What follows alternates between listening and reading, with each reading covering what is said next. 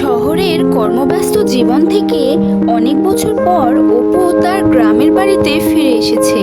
ঠাকুমা মারা গেছেন মাসখানেক আগে। পুরনো বাড়িটা বিক্রি করে দেওয়ার জন্যই অপুর আশা।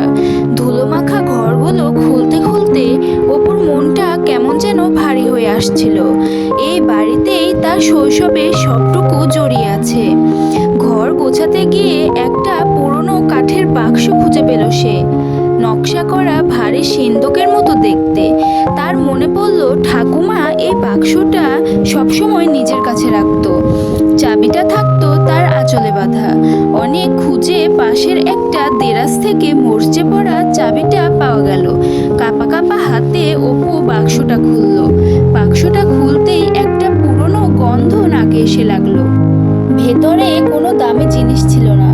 যা আছে তা অপুর কাছে অমূল্য। একটা শুকনো কদম ফুল। বর্ষার দিনে এই গাছের নিচে দাঁড়িয়ে সে ঠাকুমার সাথে ভিজত। কয়েকটা কাচের মার্বেল।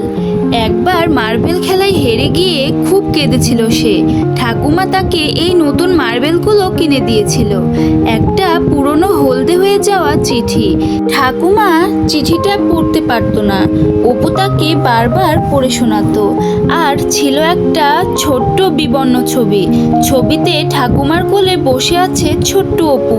তার মুখে লেগে আছে দুষ্টু হাসি। ছবিটা হাতে পেতেই অপুর চোখ দুটো ঝাপসা হয়ে গেল। সে বুঝতে পারল এই বাক্সে ঠাকুমা কোনো জিনিসপত্র নয়, আসলে স্মৃতিগুলো আগলে রেখেছিল। তার নাতির শৈশব, তার ছেলের ভালোবাসা আর জীবনের ছোট ছোট আনন্দ। অপু বাক্সটা বন্ধ করলো। বাড়িটা হয়তো বিক্রি হয়ে যাবে, কিন্তু স্মৃতির বাক্সটা সে সাথে করে নিয়ে যাবে। শহরের ফ্ল্যাটের এক কোণে এটা তার শিকড় হয়ে থাকবে। বাইরে তখন ঝিরে ঝিরে বৃষ্টি শুরু হয়েছে, ঠিক যেন তার ছোটবেলার মতো। অপু অনুভব করলো ঠাকুমা হারিয়ে যাননি, তিনি এই স্মৃতিগুলোর মধ্যেই বেঁচে আছেন।